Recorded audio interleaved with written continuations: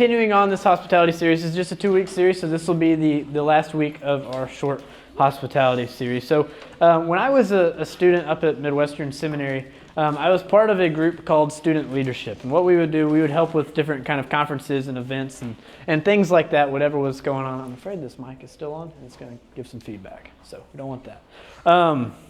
So we would help with events and things like that, and it also came with some leadership kind of training. And there was a guy that led this training, and he was telling us a story. He was telling us a story about one of these conferences that we had, and he saw a styrofoam cup laying on the side, okay? Nothing crazy, it's just a piece of trash, just laying in the corner at this event. It's just kind of there. And he was just curious. He was just wondering, like, okay, I'm just gonna look at that styrofoam cup and just see if anybody picks it up. Anybody takes initiative to pick up that trash and throw it away, okay? Malachi, what are you gonna do with the styrofoam cup? Throw it away. Okay, thanks. Okay, good. But he went by this several times, and you know the styrofoam cup, it just kind of stayed there in the corner. He was going about his business throughout the day, and at the end of the event, it was still there. And he decided, all right, fine, I'm just gonna pick up the cup and throw it away. Now, he told this story to us, not to kind of shout himself out, because, I mean, as we talked about, he walked by that cup like 10 different times throughout the day. He was going about his business. But he told this story to tell us that leaders pick up the cup, okay? Leaders pick up the cup. They're the ones that do the small, kind of inconvenient things that if you add them all together, they make a big difference over the course of a day, okay? These kind of things.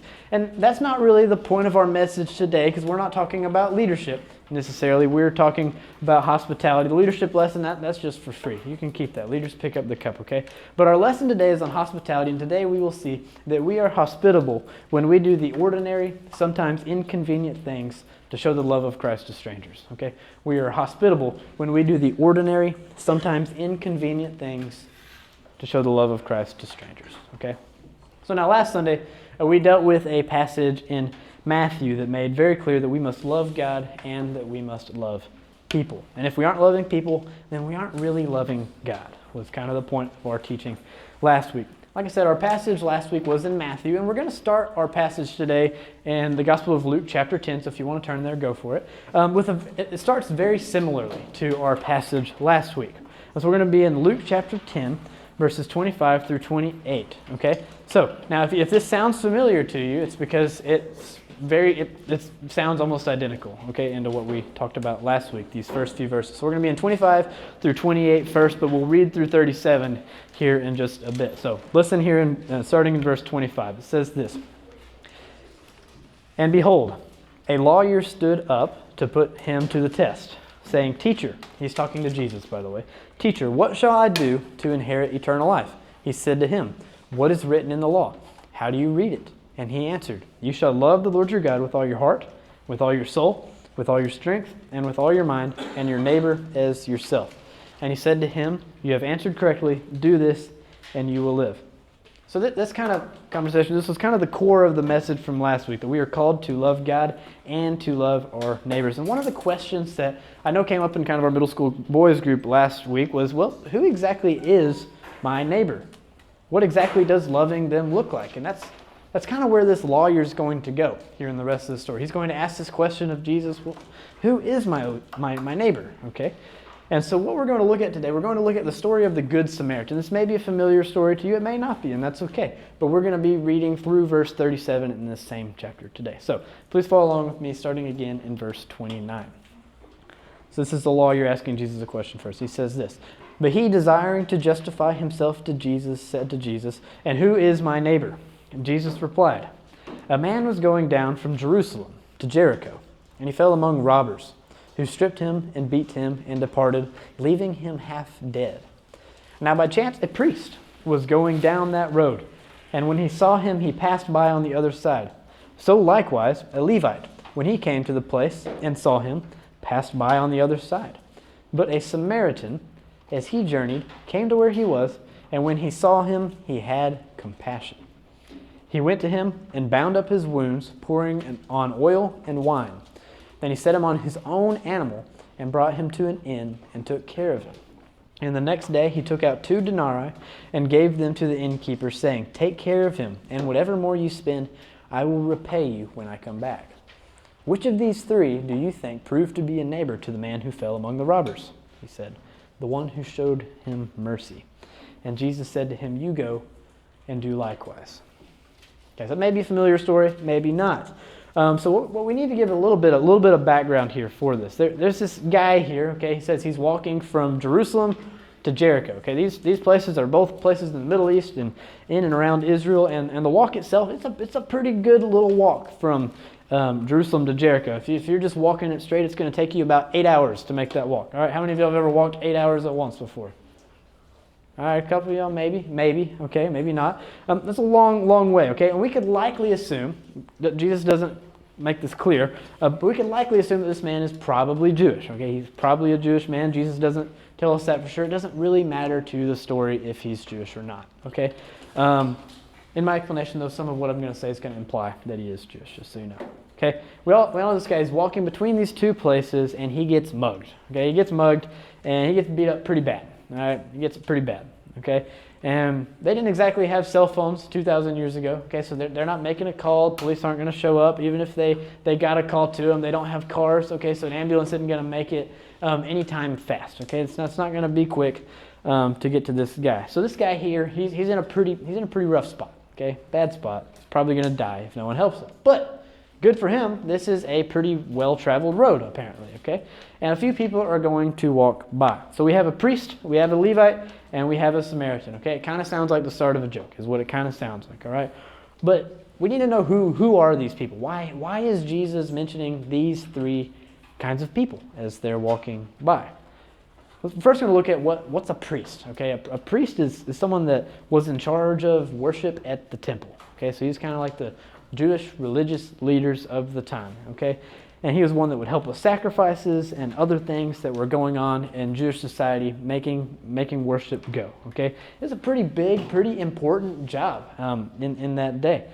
And there were expectations that the priest would be ritually clean, that he would be pure for various different tasks that he would have to do as a priest.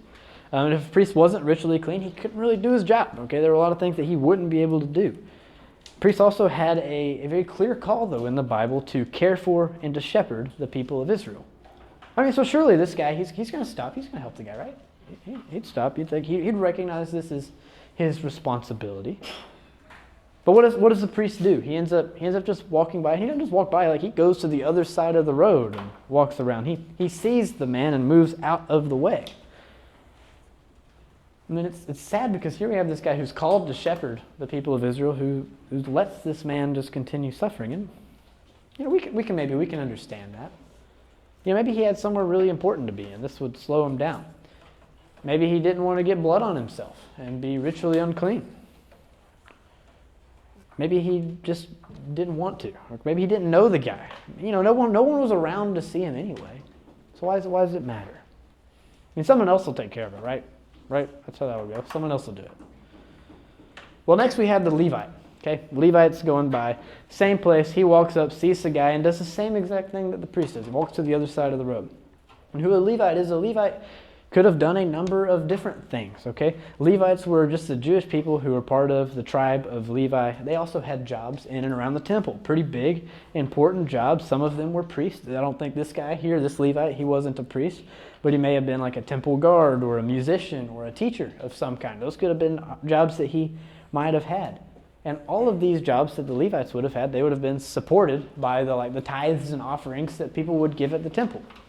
Okay, so you would think there that he would recognize, like, no, I have a responsibility to help this guy. He might be someone that actually supports me financially, like helps me be able to survive and thrive, all that kind of stuff, okay?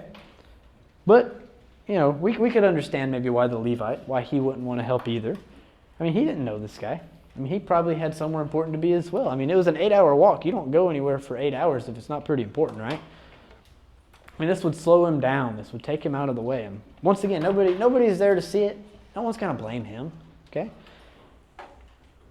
Well, it takes us to our third guy, okay? He's a Samaritan, okay? And when we hear the word Samaritan today, we probably think of, this may be the story that you think of when you hear the word Samaritan. Maybe you think of something like groups like Samaritan's Purse or something like that. Well, like we kind of hear that Samaritan, we think positively about that word. That's not exactly how people in the first century would have heard the word Samaritan, especially not in Jewish society. I mean, they would have heard it almost like a racial slur, is how they would have heard the word Samaritan. Okay? It wouldn't have been taken well. And so Samaritans, they came from a really similar background as the Jews. Okay? They were part of the same people for a long time. But they became separate because they became part of the northern kingdom. They just split. They broke up, essentially, is what happened with the Samaritans and the Jews. And because of that, they didn't get along. They hated each other. Okay? They disagreed on pretty much everything that you could possibly find to disagree on. So this Samaritan here, he has pretty much every reason, assuming this guy is Jewish, he pretty much has every reason not to help this guy. I mean, come on, maybe the guy had it coming. I mean, he's a Jew, he hates me. Maybe he had it coming. He doesn't like me anyway. I mean, they might even blame me for what happened if I go and try to help this guy. I mean, I'm not stopping for someone who I don't know. But yet this is the guy who stops. And when Jesus mentions that it was the Samaritan that stopped, it was probably pretty shocking for the lawyers and the others that were around Jesus at the time. I mean, they're probably thinking in the back of their minds, like, if I saw someone on the side of the road, I'd help him out. Of course I'd help him out. Unless they were a Samaritan, I probably wouldn't help a Samaritan out. That might be what they were thinking in the back of their head. Probably not. I don't know what they were thinking, of course. But here the Samaritan actually stops. Okay, he doesn't just stop. He lets the guy ride on his own animal. Okay, he's got probably a donkey or a camel. I mean, the guy's getting blood on the seats of his new ride. I mean, he's going to have to get that detailed later. Okay, the donkey's going to be carrying something, so he's having to walk now, and he's probably having to carry something that the donkey was having to carry. So he's making a sacrifice here. He puts oil and wine on the guy as well. All right, and that's probably not something I'd recommend you do if you see someone who's been mugged. But in his time, that was a common, understood medical practice. So he's doing what he knows to do, what he knows to help. He wrapped up his wounds, put Band-Aids on him or whatever, and he takes this guy to an inn where the guy can rest. And he doesn't just take him there. He pays for the guy's stay. Now, he pays with something called a denarii. Okay, and this was a type of money that was used back in their day, and we're probably thinking like throwing a quarter at somebody, right? But a denarii was about a day's wage, okay? And so he gave the innkeeper 2 days' wages. So we're talking, this is at a minimum probably the equivalent of like $200, maybe as much as like $500 or more, the equivalent. So it's a pretty hefty sacrifice that this guy has made to help this guy out here. I mean, and he tells them, if it costs any more, I'll come back and pay more, is what he says. I mean, he could have spent that money on his family. He could have spent that money for various different things. But yet he chooses to help this guy. This is pretty wild here by the Samaritan. He goes and he cares for this guy even when it's inconvenient, when it cost him something, when it definitely slowed him down, when he didn't know the guy, when he had nothing at all really to gain by doing this and everything to lose. And this guy may not have even liked his people. It wasn't exactly fun. So ask you again, exactly what Jesus asked the lawyer. Who proved to be a good neighbor in this situation? Do we know who proved to be a good neighbor? Was it the Samaritan, or was it the Levite, or the priest? All right, it was the Samaritan. Of course it was. So what do we take from this story from 2,000 years ago? What do we take from this? Well, first we need to recognize that this type of care that was shown here by the Samaritan was the type of love that Christ has showed to us. I mean, this love that the Samaritan showed was inconvenient. It took the Samaritan out of his way. I mean, Jesus likewise went out of his way to love us. He came out of heaven, okay? It's a lot nicer in heaven, okay? Promise you. He came out of his way. They got the Samaritan dirty. He got blood on him. He got dirt on him to help this guy. All right, Jesus likewise, was born into a first century world in a manger that didn't have the cleanliness standards of our hospitals today. And when Jesus was on the cross, he literally took on a human sin, literally dirtying him in a very real sense. It also cost the Samaritan something. He paid money. He used his animal. He used his wine and his oil. And it cost Jesus dying on the cross to come to earth to show us his love and to invite us into his family.